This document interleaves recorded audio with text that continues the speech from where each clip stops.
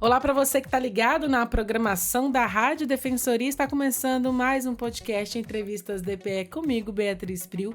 E hoje o assunto é para falar sobre o avanço das mulheres no mercado de trabalho. E por isso a gente vai conversar com o professor, filósofo e também cientista social, Paulo Rakoski, que está aqui com a gente. Seja muito bem-vindo e obrigada por ter aceitado o convite. Eu que agradeço a lembrança do meu nome para contribuir aí com essa temática, que é uma temática abrangente e que remonta às novas temáticas sociais e políticas e econômicas da nossa contemporaneidade, né, que é as questões das garantias da ampliação da igualdade oportunidade para a mulher enquanto gênero, né, que é isso que é a grande diferença das relações sociais, né. Em 2024, agora nesse ano, conforme os dados que nós temos aqui, houve um crescimento de vagas formais no mercado de trabalho ocupada por mulheres, né?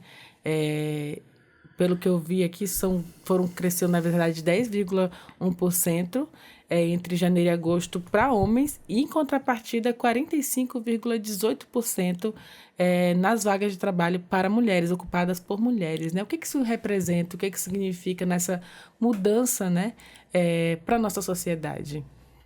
Nós temos um avanço a partir da Revolução de 30 no Brasil e depois o direito ao voto das mulheres.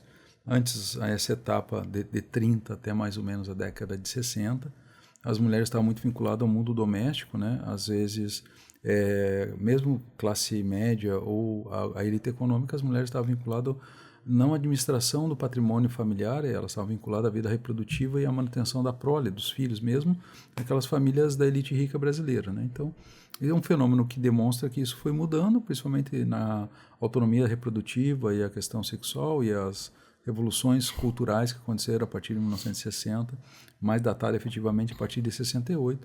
Isso rompeu todo o paradigma e as mulheres, a partir da elite econômica, social e política, começaram a administrar o patrimônio familiar também, se qualificando, né, para administrar economicamente e entrando no mundo de trabalho, do gerenciamento dessas empresas familiares, que até então não era muito comum as mulheres participarem. Então, passaram a herdar e, consequentemente, aquelas mulheres ditas mulheres trabalhadoras, proletárias, operárias, elas começaram a entrar no mercado de trabalho com mais efetividade. Saíram das relações somente de empregos domésticos, né, aquelas relações de babá, empregada doméstica ou cozinheira, e começaram a entrar nas relações econômicas e industriais, pelo menos nos grandes centros, né. Somado a isso, a ampliação da escolaridade das mulheres fez um grande desdobramento na realidade a partir da década de 60, e aí a gente vai ter todas as revoluções subsequentes no mercado de trabalho, na ciência, tecnologia e inovação, do qual as mulheres, dadas as condições materiais e inovação e até o domínio técnico-científico, a implementação dessas mulheres nos mercados de trabalho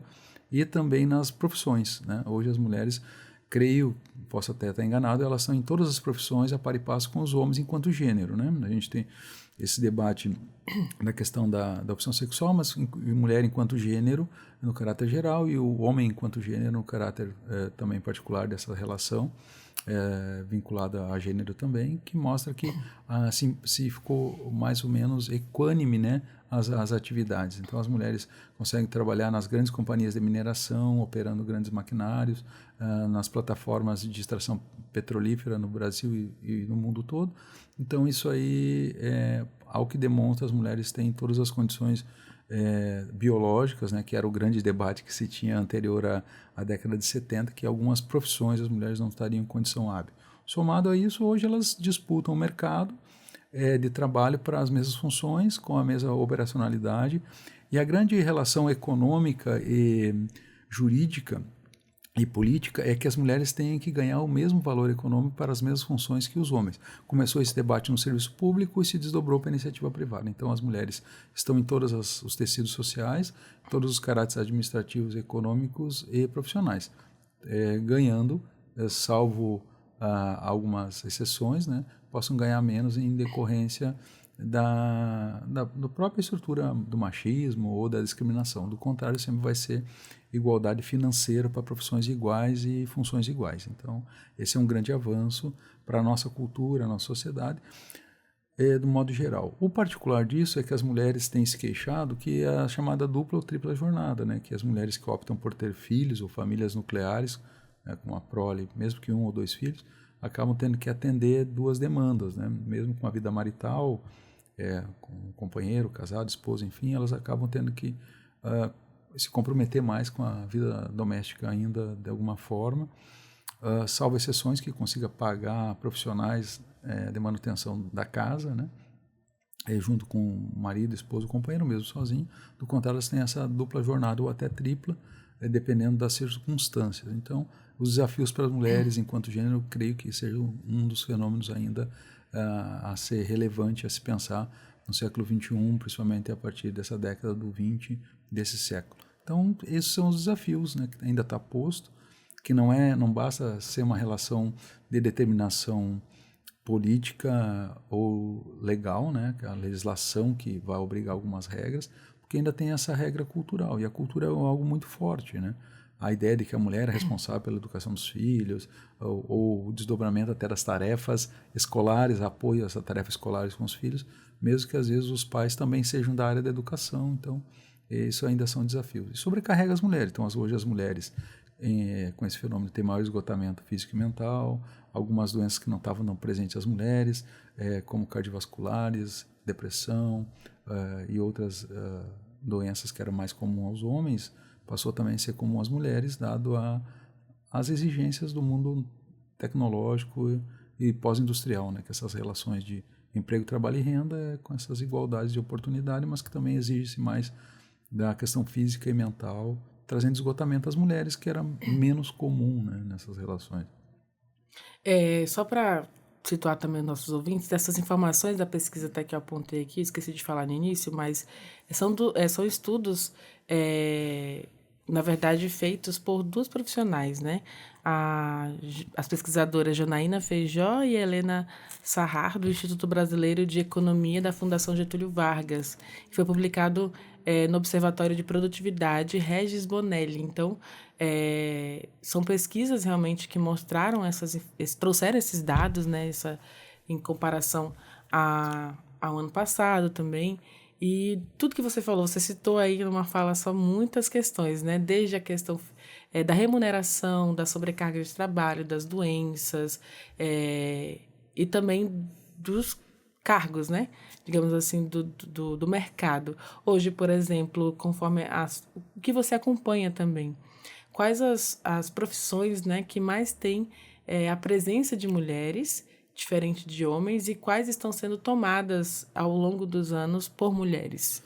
As famílias, de modo geral, mesmo as famílias das classes menos abastadas, ou aquilo que a gente chama como conceito nas ciências sociais de favelania, sociedade periférica ou das favelas mesmo, as famílias têm investido muito mais nas mulheres para fins de qualificação e estudo.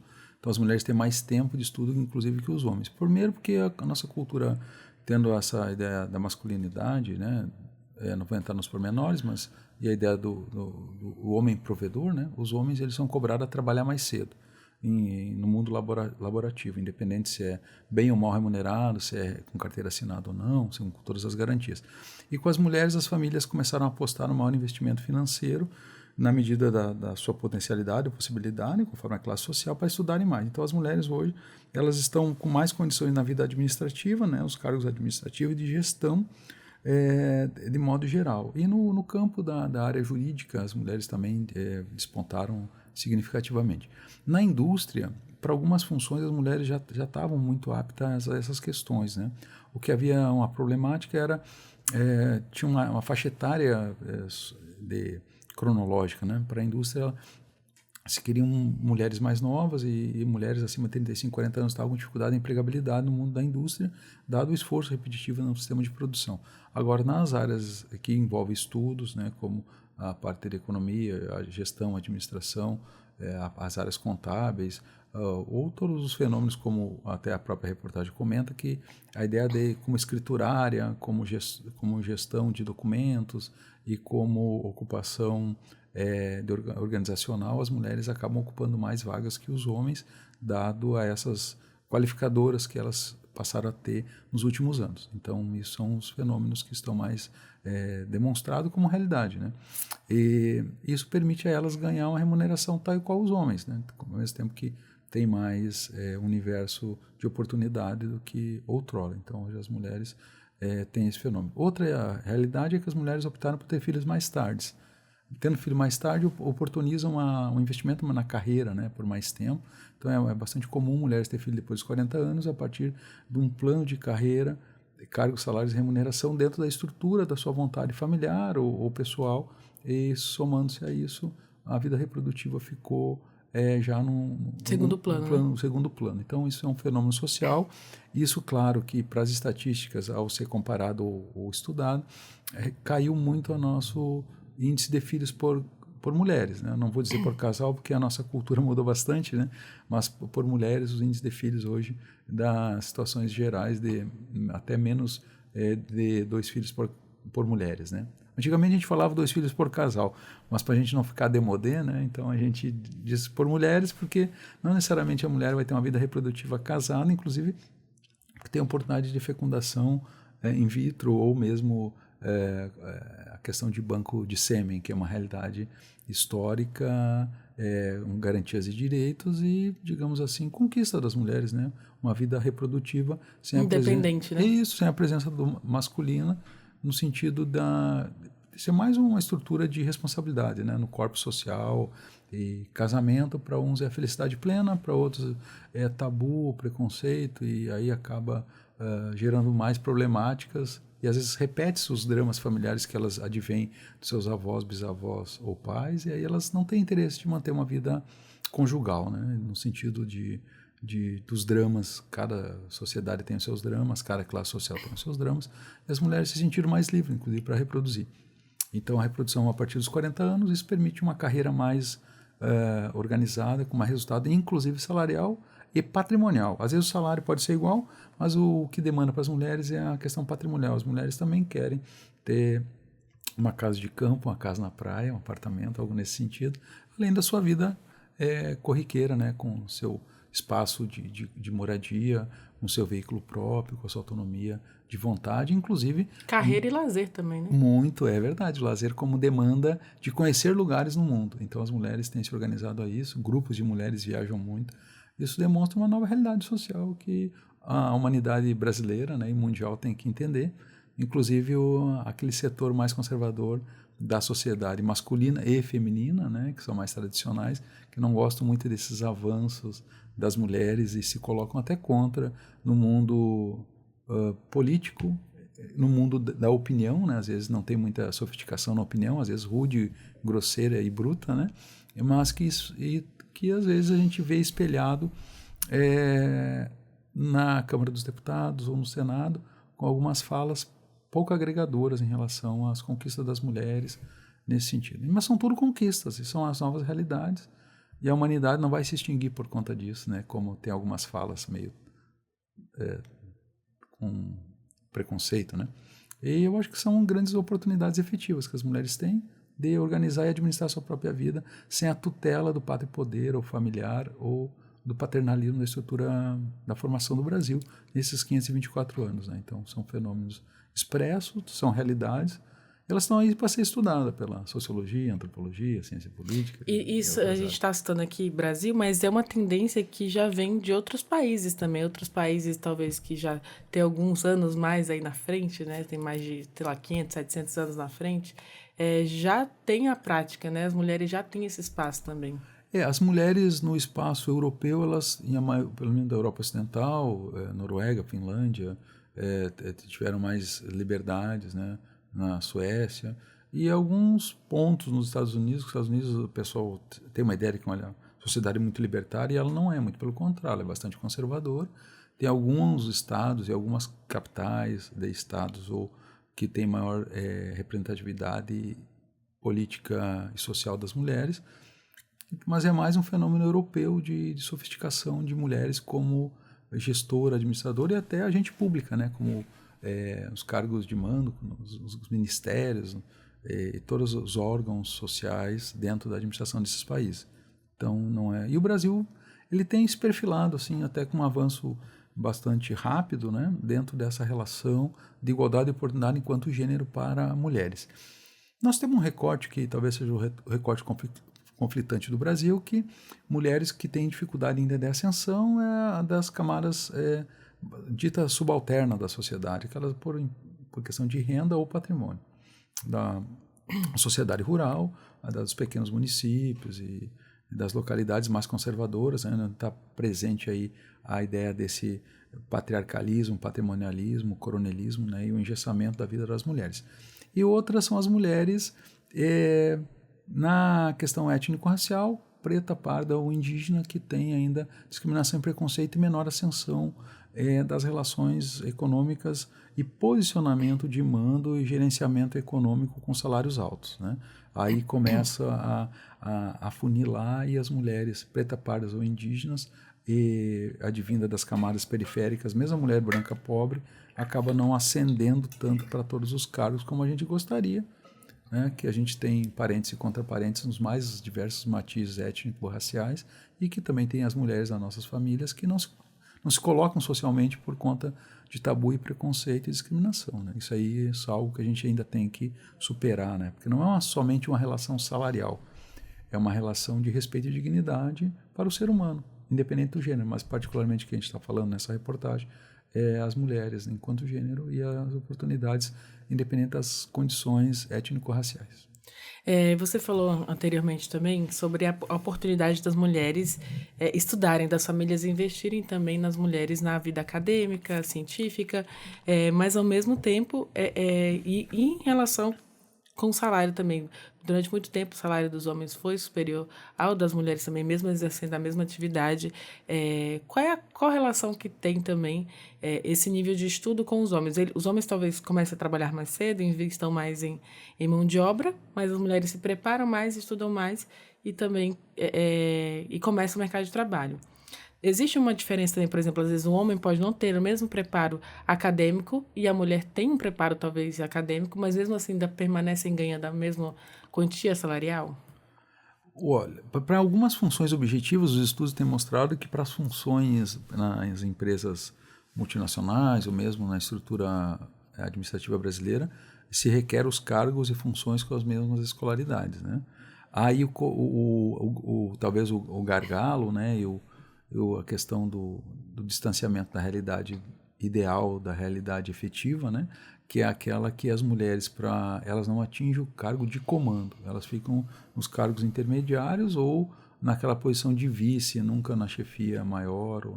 Isso acontece também até... É um reflexo do machismo estrutural. Né? Isso, é um fenômeno da nossa cultura, né? Que talvez a tomada de decisão e competência, as mulheres não teriam condições a partir da ausência de experiência ou pela questão de gênero, né? Então, é mais ou menos o debate que tem que se as mulheres são competentes para as Forças Armadas.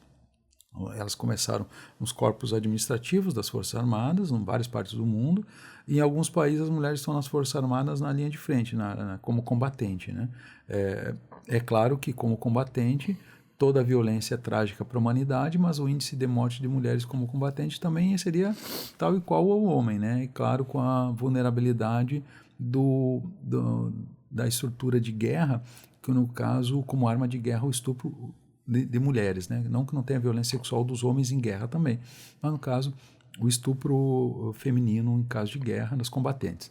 Isso é meio tabu, não se fala muito, mas tem mulheres combatentes em vários exércitos do mundo. No Brasil, elas estão no corpo administrativo e algumas posições mais de combatente também, principalmente nas polícias militares, né? Se torna voluntário também, né? Ele é voluntário, não obrigatório no Brasil, né? Então, assim, nas PMs é uma opção de carreira e tal, enfim. Então, claro que tem que ter uma estrutura educacional, né? Para que essas violências não se reprisam, não se repitam. A exceção da guerra, porque na guerra ninguém tem controle, né? E na guerra não é troca de flores e abraços e afagos, infelizmente, a humanidade se destrói com as guerras. E as mulheres estão presentes. Mas na questão das empresas, assim, no tempo de paz ou nas grandes empresas globais, as empresas mais avançadas, as mulheres têm os mesmos pontos de CEO, de comando, administração, gerenciamento, tomada de decisão. No Brasil ainda tem o reflexo da estrutura brasileira, latino-americana e também mundial, né? Em vários países do mundo as mulheres têm uma subalternidade pela questão cultural ou religiosa, que a religião é muito forte, essa tradição judaico-cristã muito, muito forte ainda, né? Islâmica também, que é o tronco abraâmico muito presente. Não que talvez as mulheres não sofram preconceito no mundo hindu também, né? Na tradição na Índia, enfim. Mas que são fenômenos específicos e com essa particularidade. É claro que as mulheres estudam mais e pela questão do apoio familiar. Mas elas nunca vão estar, por exemplo, ganhando menos por ter estudado mais para a mesma função. Pelo menos não no Brasil por força de lei, né? Não que, vamos pensar assim, nós temos cargos políticos no Brasil que é por indicação, né? Sem concurso. Aí pode ter homens com menor escolaridade ganhando mais que mulher com mais escolaridade frente. Que é um grande problema também, né? Eu acredito que efetivamente sim, né? É sempre algo desabonador, né?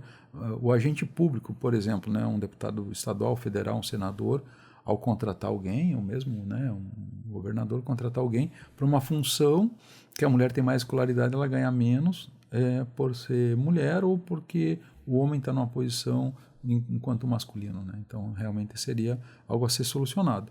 Mas não se tem, talvez, grandes acontecimentos com esses fenômenos, ou pelo menos não há... Registros, né? Ou denúncias, né? Dizer, mas é o que acontece, né? Porque o cargo em comissão, esse cargo de não concurso, né? Não concurso, ele é a opção pessoal de quem indica, né? O famoso QI, né?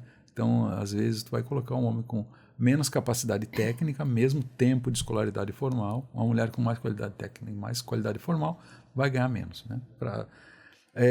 A lei brasileira diz que para a mesma função o salário tem que ser igual, mas como é cargo em comissão, às vezes a mulher tem mais escolaridade, não vai ter tomado decisão e vai ganhar menos para exercer o mesmo papel, ou papel equivalente, né?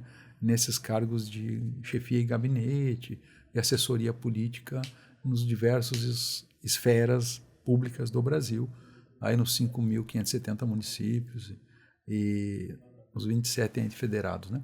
Nos 3 poderes. Então, é sempre bom fiscalizar e as mulheres têm que se organizar para exigir essa igualdade de oportunidade, igualdade de renda e também funções iguais, salários iguais, e exigir também que os homens, não tendo a capacidade técnica ou escolaridade, também não possam ocupar.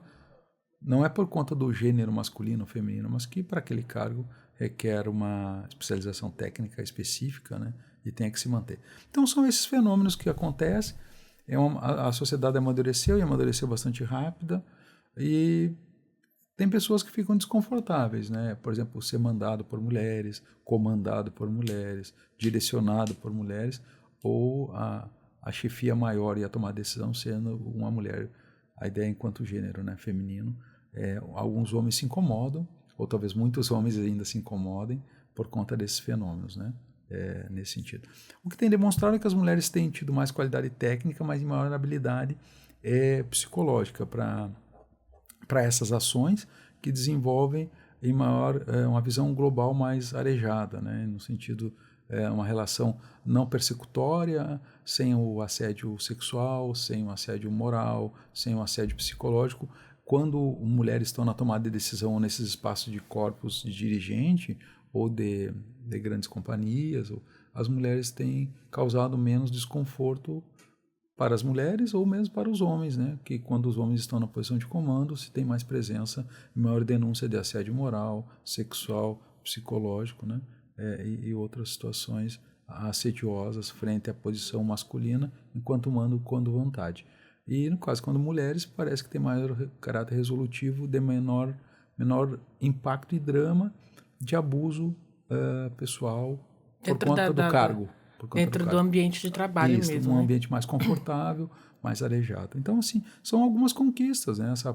Talvez seja essa capacidade psicológica das mulheres, né, de resolver os dramas e os dilemas. Gerir muitos sentimentos.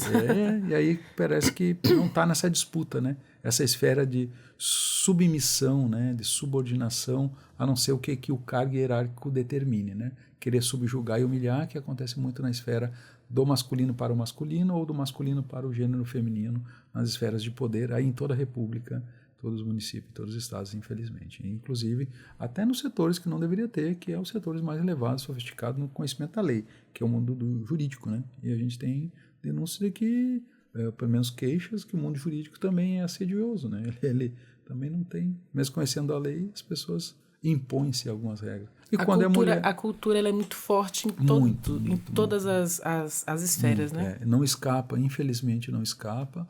E não escapa a classe social, né? Então, famílias muito ricas, né? Detentoras do caráter patrimonial dessa herança brasileira que tem famílias que são a elite econômica há 400 anos, né? E que as mulheres das famílias têm problemas dentro do ambiente da família, né? E, a não ser porque se impõe, né? E passa a gerenciar a estrutura econômica das famílias. As famílias que mais sofrem são as famílias aquelas da condição de pobreza e miséria, ou as mulheres em ascensão dessas classes, e como eu falei anteriormente, a questão do gênero, né? Preto, pardos e indígenas, a gente fala preto conforme IBGE, mas negras, né? Mulheres negras, elas têm maior dificuldade de se posicionar socialmente, não porque elas não queiram lutar pelo seu espaço, é porque a estrutura racialista, discriminatória da cultura brasileira nesses 524 anos gera um sistema de hierarquia, né? De étnico-racial e pela matiz da pele das pessoas. E tem até aquela brincadeira, né?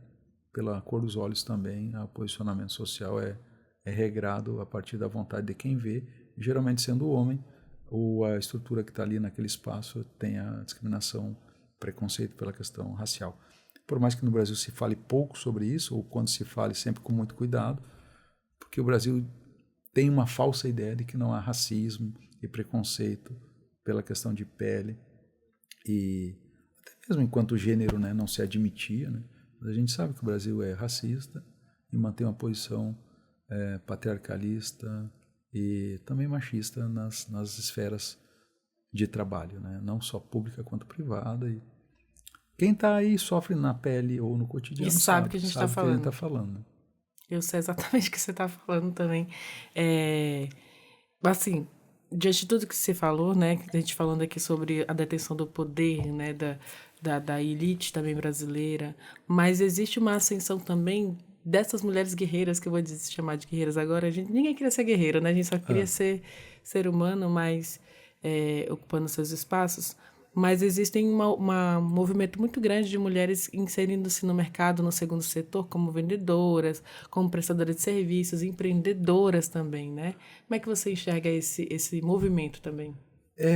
Como eu havia falado, como as mulheres optaram por uma vida reprodutiva, às vezes com condições de optar, né? Inclusive com os métodos contraceptivos, que hoje estão mais populares e menos tabu e preconceito, né? Da mulher cuidar da sua sexualidade e uma educação para a sexualidade, né?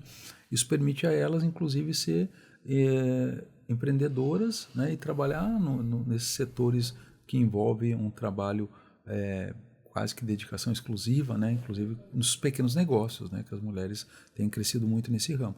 E claro que para elas vão ter que deixar por exemplo, a vida reprodutiva por um segundo momento para organizar a sua vida patrimonial, né? A vida financeira, a vida administrativa, quando o empreendimento é seu. Quando trabalham para terceiros, né? Mesmo no segundo setor ou nessa parte de turismo, negócio, ainda tem um problema na empregabilidade, que por mais que elas tenham ascendido, né? A gente sabe que tem o direito que as mulheres passaram a ter, jurídico, que é a ideia do afastamento para o período gestacional, pós-gestacional e parto, né? Então, não é todos os segmentos que gostam de ficar pagando esse período de afastamento, da licença maternidade, né?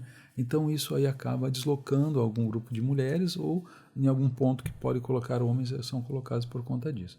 Então, são essas pressões sociais que tem, né? E que também gera muito desgaste. Agora, as mulheres têm crescido efetivamente com autonomia financeira e gerenciamento das suas próprias expertises, né?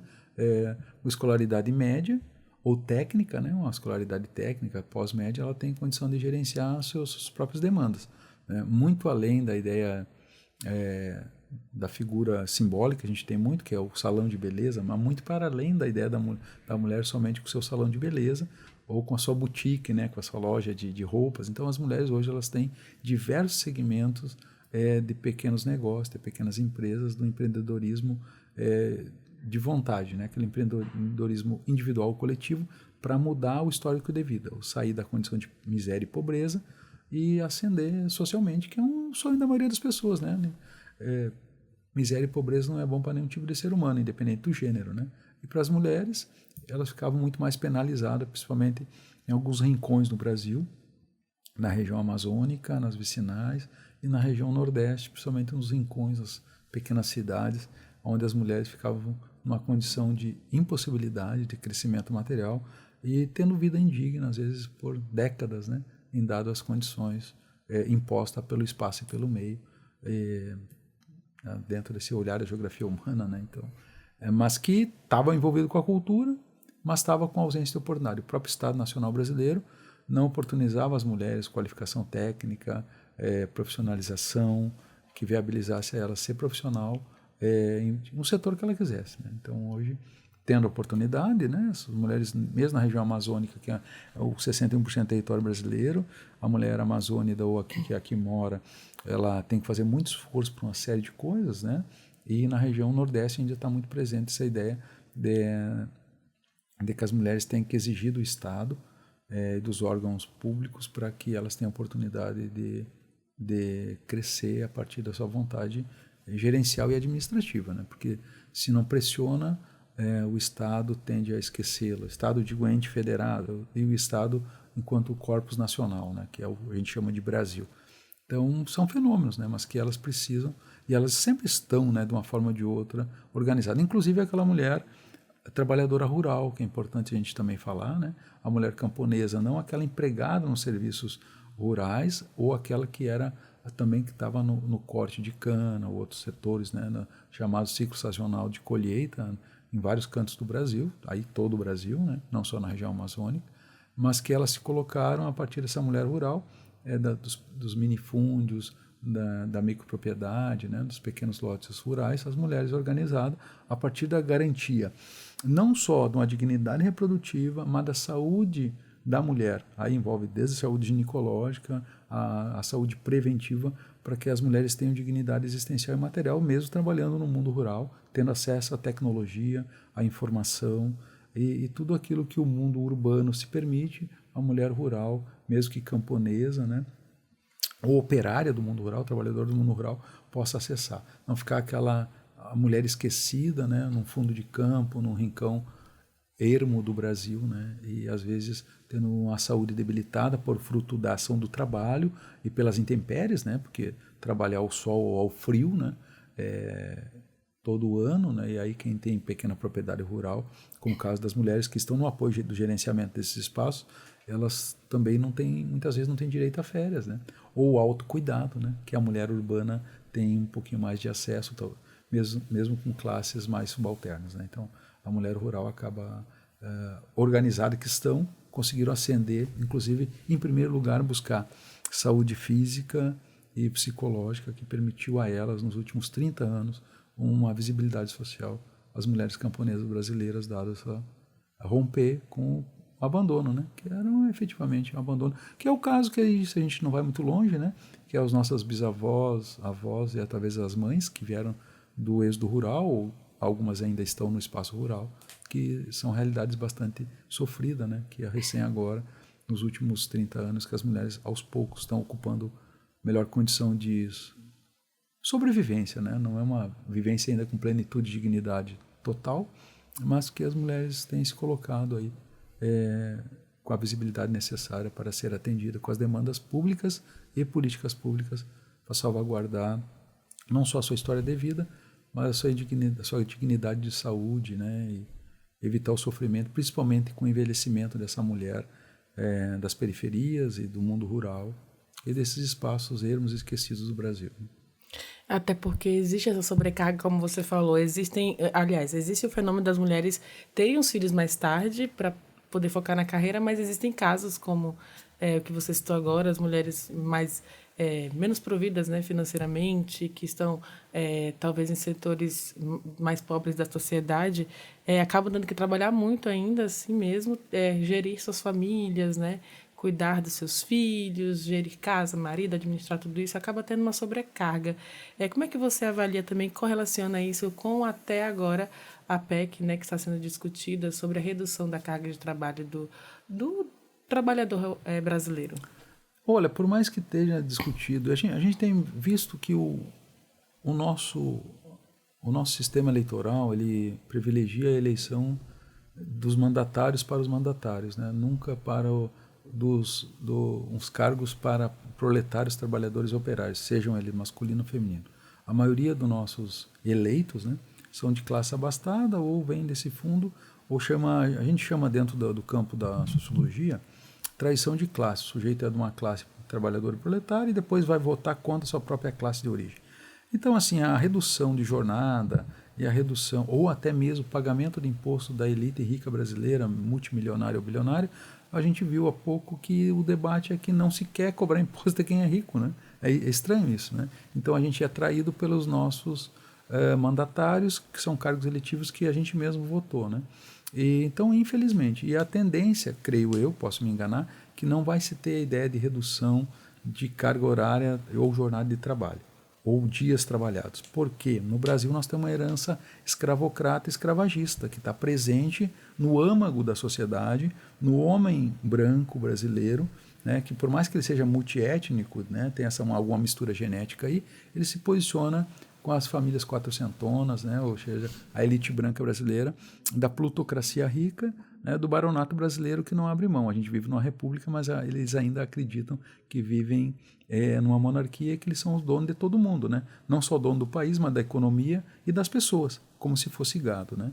Então isso é a maior luta que devemos ter, aí é independente do gênero. E isso vai demorar um pouco ainda. E isso demora muito, vai demorar muito, porque é uma base cultural. E nós tivemos mais de 350 anos de escravidão, né?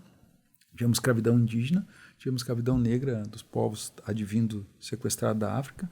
Então isso aí é um âmago muito forte. Os estudiosos, mesmo daquele período e pós aquele período, e ainda hoje falam que nós demoraríamos esse tempo ou mais de 350 anos para conseguirmos nos livrarmos desse traço escravocrata, escravagista e do baronato rico brasileiro, que tende a ofender todo mundo a todo tempo e está pouco preocupado com o desenvolvimento de pátria, Estado, país, numa pátria igual de oportunidade, inclusive para as mulheres. Eles não estão qualidade de vida e saúde para essas pessoas. Isso, né? Porque eles acreditam, digo eles, os donos do sistema financeiro, né, do capital especulativo, do sistema dos grandes conglomerados econômicos industriais, né? Eles não estão preocupados em reduzir a jornada, que é o que tu perguntaste, é justamente porque eles acreditam que reduzir jornada ou carga horária vai ter prejuízo no sistema de produção.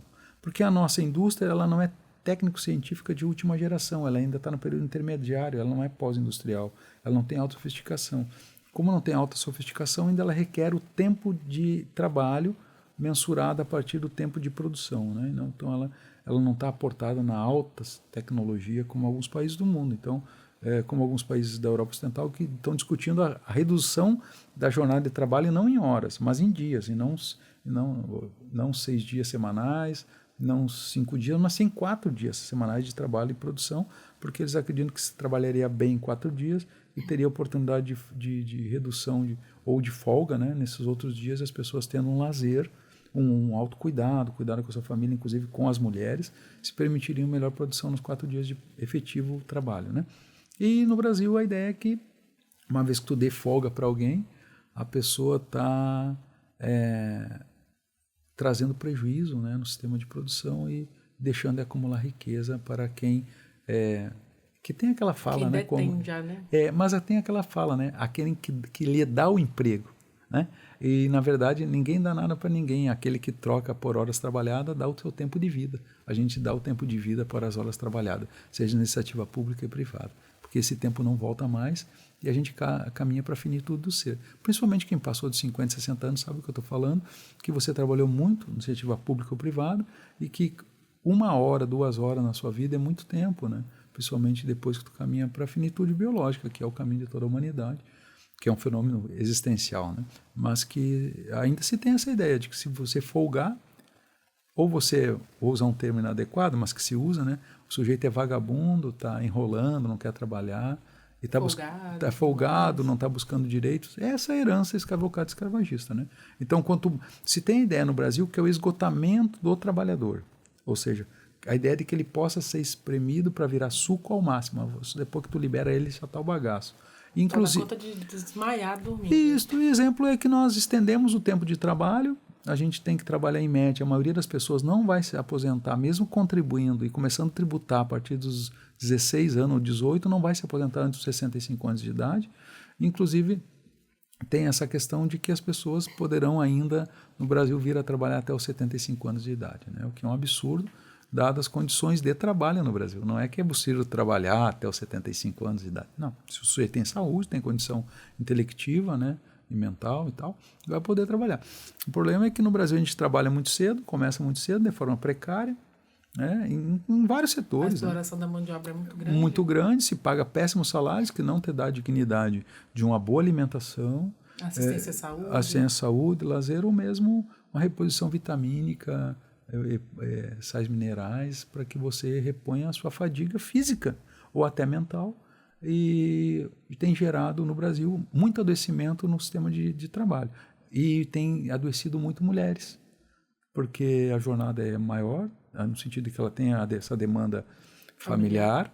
E ela tem se esgotado e adoecido muito também, tendo que ter muito afastamento por conta do esgotamento, né, mental e físico nesse sentido. Então, o Brasil, a gente não pode, infelizmente, esperar muito pela força de lei dos mandatários, que nós que damos cargo eletivo a eles, porque eles não têm nenhum tipo de vontade política de tornar uma pátria mais igual, onde, né, as pessoas possam gerir a riqueza e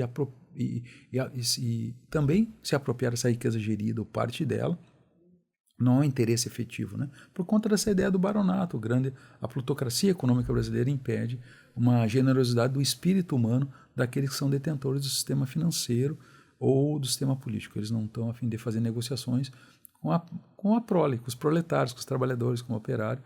E tanto é que a gente perdeu quase todas as garantias hoje no mundo de trabalho. E as pesquisas mostram, os estudos mostram que quem perdeu muito, mesmo tendo oportunidade crescente, como a gente está falando aqui nessa nossa entrevista, quem perdeu muito também foi as mulheres, porque as mulheres têm que trabalhar penosamente, periculosamente, né, igual aos homens. A estrutura orgânica para algumas funções, elas vão padecer de doença. Não é que elas não vão aguentar, elas vão trabalhar, mas elas vão adoecer mais, dado a penosidade, periculosidade, insalubridade, né, que as mulheres, se for ocupar funções e cargos igual aos homens, por exemplo, na indústria, né, setor metal mecânico, siderúrgico, petroquímica, que são de alta periculosidade tóxica e, como eu falei, né, insalubridade, periculosidade e outras questões que envolvem e gerarão problemas também para as mulheres e pode comprometer até a qualidade de saúde ginecológica reprodutiva se for trabalhar com produtos químicos, pesticidas, herbicidas,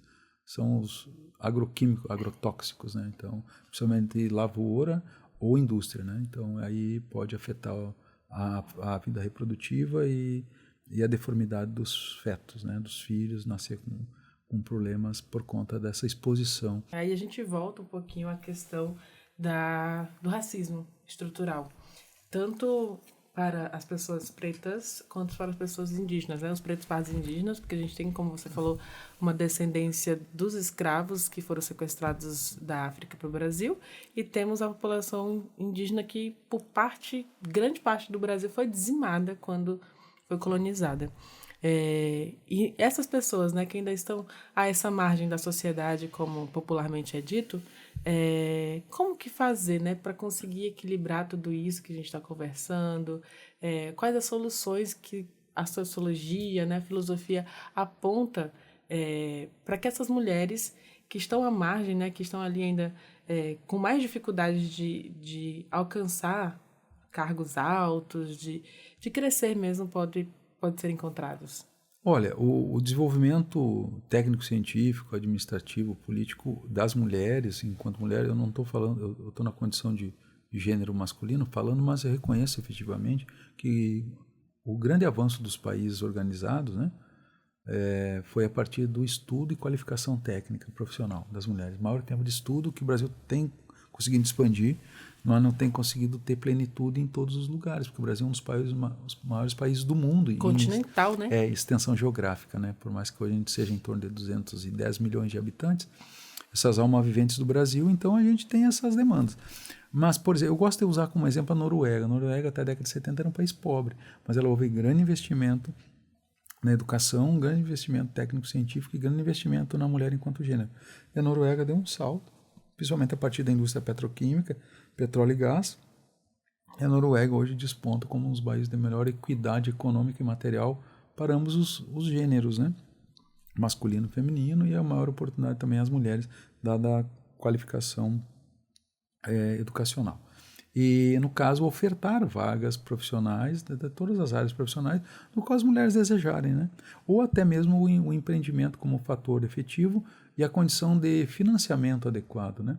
Com prazos e etc., levando em conta a condição reprodutiva da mulher, às vezes a questão do apoio, cuidado e autocuidado que ela tenha consigo ou com a outra, em que às vezes as mulheres acabam tendo que ficar nas famílias cuidando do pai, da mãe, às vezes a camada da entrada envelhecida ou os avós, mas que tem uma ideia de que esse empreendimento se tem uma atenção dentro dessas esferas de financiamento econômico, né? Que o Brasil é um país que tem altíssimos juros, né?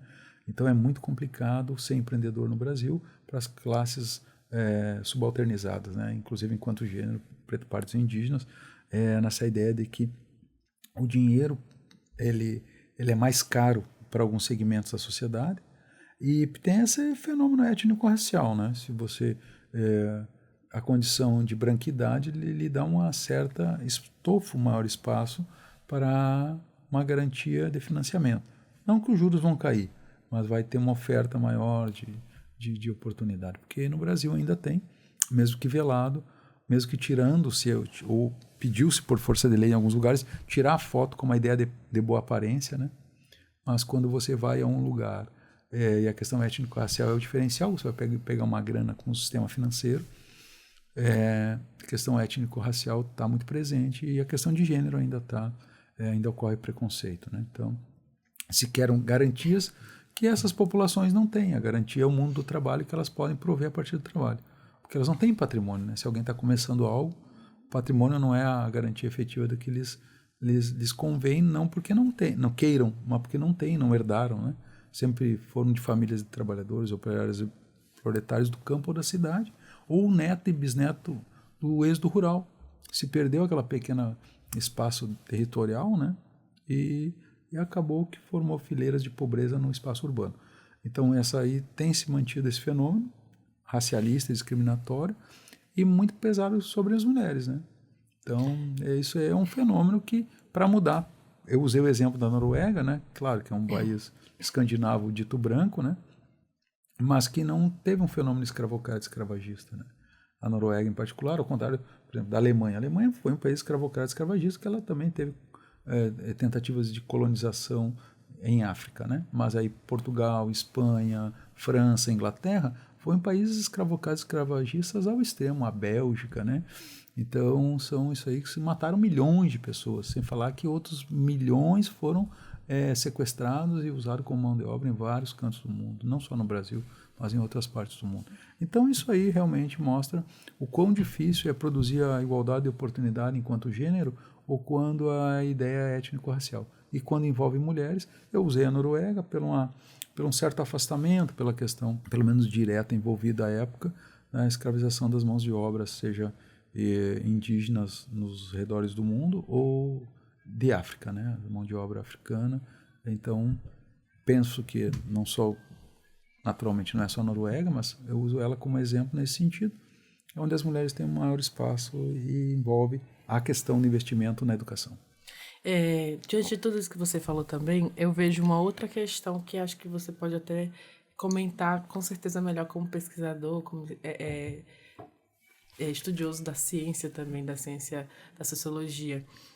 A partir do momento que existe, né, uma herança escravocrata, existe o racismo, né, estrutural, e existe essa questão também do machismo, do patriarcado, onde a mulher é sempre colocada de lado. E ainda tem outro problema, que quando você vem de um país culturalmente escravocrata, né, onde a mão de obra não é valorizada, e aí você tem que viver nesse sistema, muita gente acaba não vivendo automático e não percebe o quanto que vive vivendo a herança, né, da escravidão, e às vezes até para cobrar um serviço, até para receber um salário, acha que é aquilo que merece ou está pedindo demais, que não merece aquilo que está tentando conquistar. Existe esse sentimento também na população brasileira? Infelizmente tem, porque a gente foi dominado não só fisicamente nos corpos, né? Nós enquanto pátria, né? Enquanto povo, a herança indígena e depois africana. Essa dominação, a nossa libertação, ela ocorreu aos poucos, né? A nossa rebelião, a nossa rebelião enquanto nação. E é um fenômeno que está introjetado, as pessoas se sentem subalternizadas, né? E às vezes nem tomam consciência sobre isso, né? É que nem eu falo, a força de trabalho é da força motriz dos trabalhadores, operários e proletários. É um fenômeno histórico e real, não é invenção da minha cabeça, né? Mas a maioria das pessoas agradece ao seu patrão, agradece a quem lhe concede o direito de lhe explorar, né? É como se fosse uma moderna escravização, né? As pessoas, como alguém lhe deu oportunidade, ele acha que aquela oportunidade foi uma beneficência, né? Algo que só genuíno, né? é algo que uma pessoa que lhe deu.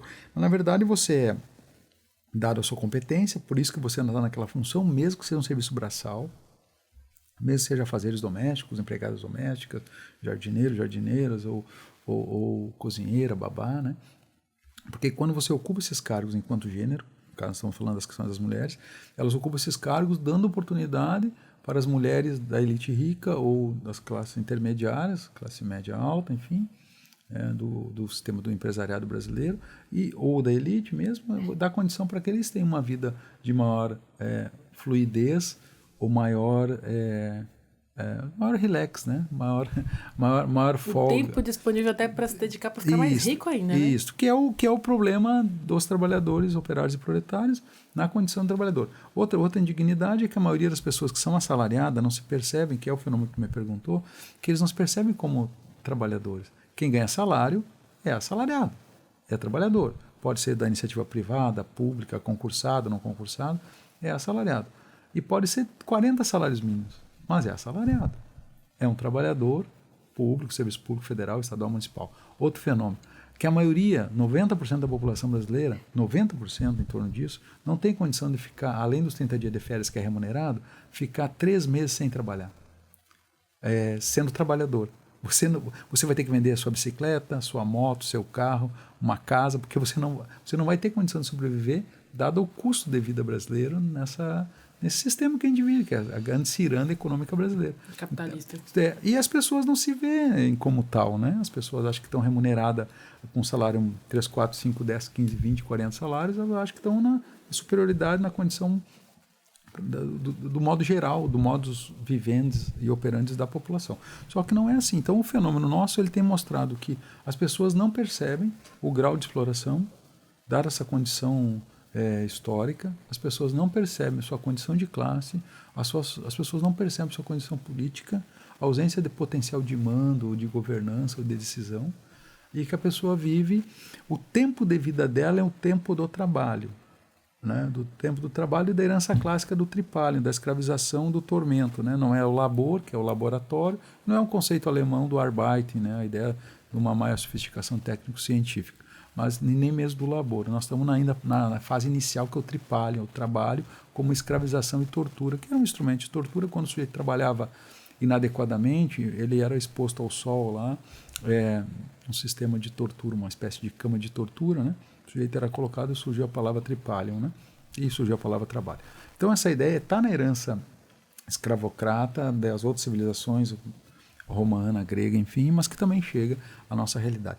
Então as pessoas não percebem que o tempo de trabalho delas é um tempo muito grande diariamente para a sobrevivência e que ela não tem condição de parar de trabalhar, porque ela passaria fome, miséria, não teria. Então a maioria da nossa população não percebe, porque como tu falou, não dá tempo. As demandas da vida cotidiana, as demandas da sobrevivência, em especial para mulheres, o tempo passa muito veloz para todos os humanos. Não dá tempo de pensar em filosofar não. Criar ciência. E essas mulheres essas mulheres nessas condições vão ficar com mais dificuldade, porque geralmente têm exigência de um apoio aos irmãos, do apoio ao pai, vovó, ao parente, ou a si mesmo, né? Um dia que tem 24 horas, numa grande metrópole, para ir e voltar do trabalho demora 8 horas. O trabalho é 8 horas, são 16. No meio do caminho ainda tu tem que lanchar, almoçar e jantar e dormir, né? Então, se você trabalha 8 e se desloca 8, né, nas grandes metrópoles brasileiras, esse é um fenômeno que não dá tempo de pensar em si, para si e por si, né? Que é o pensar filosófico, sociológico, contemplativo, que é isso que a humanidade, enquanto gênero feminino, teria a mesma dignidade enquanto gênero masculino, pensar sobre si, para si, por si, né? E aí sim a humanidade trazer o processo da mudança, da revolução cultural, social estrutural, né? De classe ou de mesmo de gênero. Quando não se tem tempo para pensar, não se tem tempo para agir adequadamente. Se age por instinto e se animaliza as relações, né? E no momento que você animaliza as relações, você perde um pouco de humanidade que lhe contém, né? Aí, às vezes, você vê embrutecimento daqueles que não deveriam ser embrutecidos, que é a mulher enquanto gênero. Às vezes a gente encontra situações de embrutecimento do gênero no núcleo familiar das mulheres, né? Dada a condição material pobreza, abandono dos filhos, né? A Rompimento morte, das relações mesmo, né? o rompimento das relações, a morte dos filhos, o descaso. Então, uma série de coisas. Então, a gente é educado para quase todas as coisas da nossa vida. E a gente é educado também ao sentimento do afeto e do amor, né? Independente do gênero. E o devotamento que sempre se teve, a ideia de que a dedicação e o aprendizado desse afeto, desse amor, está muito vinculado ao gênero feminino, né? À maternidade e às mulheres.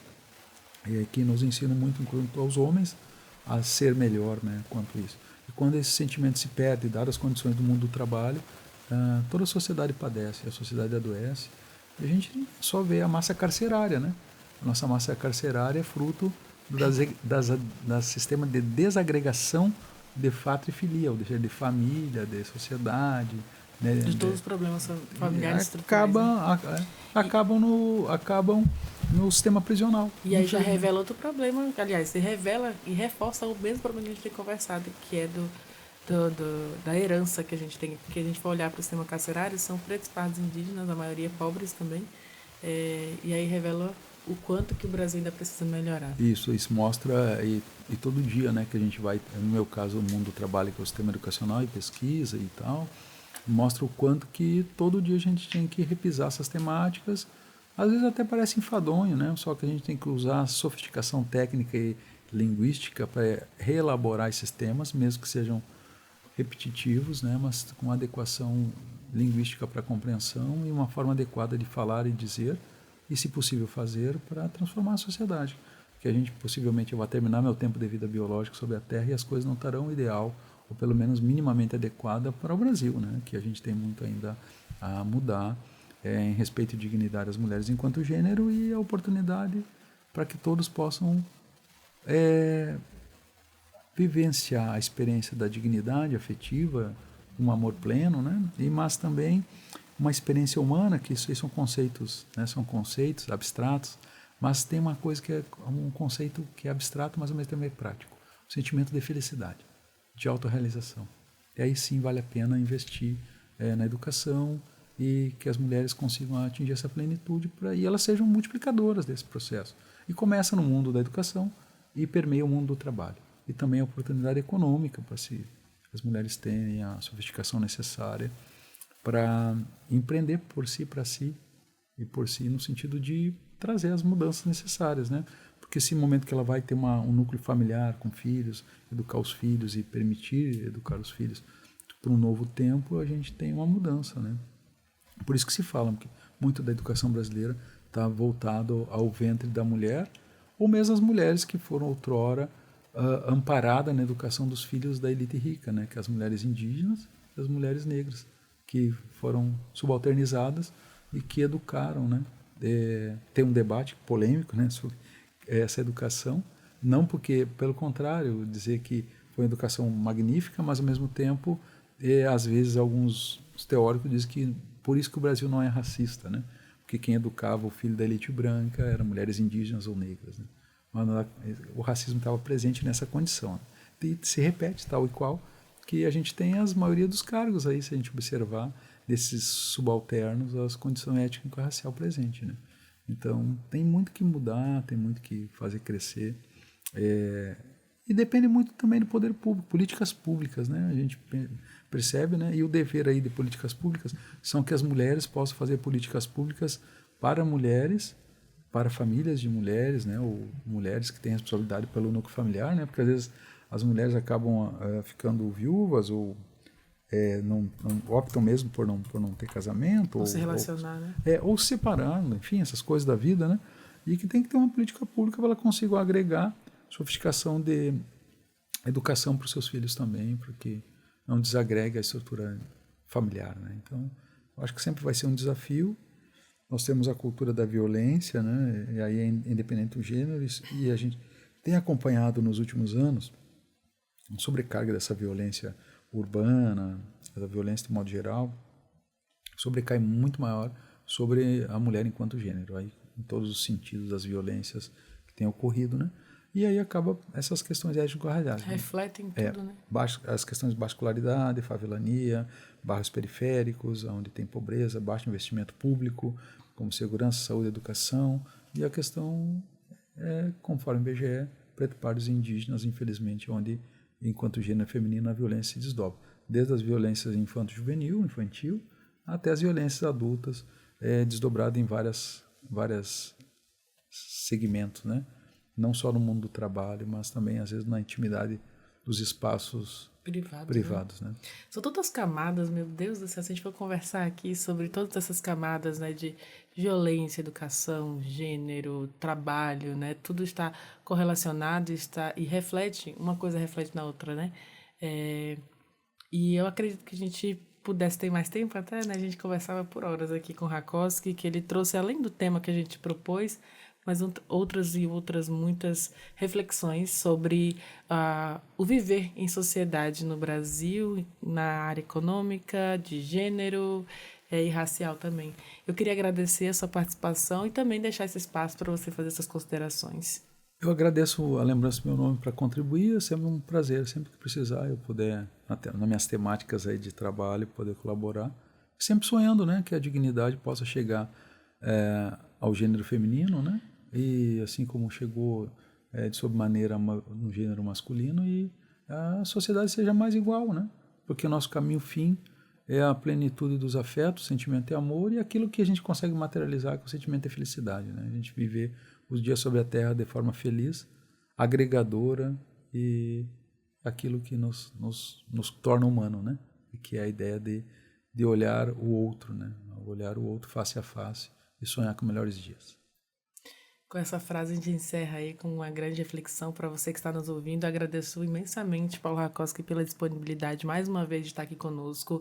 É sempre um prazer ouvir nessas reflexões e refletir, né, sobre a nossa posição, no meu caso como mulher também, na sociedade, e refletir sobre a posição de todas as outras mulheres também nesse âmbito, seja quem for, né? Todos merecemos um momento, como você falou, né, viver a plenitude de ver a felicidade. Mas muito obrigada mais uma vez, Paulo. E assim a gente encerra mais um momento aqui do Entrevistas DPE. E eu te lembro que você pode ouvir essa e outras entrevistas acessando os canais oficiais da Defensoria Pública de Roraima, no Deezer, no Spotify, no YouTube. Basta pesquisar por Defensoria RR. Muito obrigada pela sua companhia e até o nosso próximo encontro. Tchau, tchau!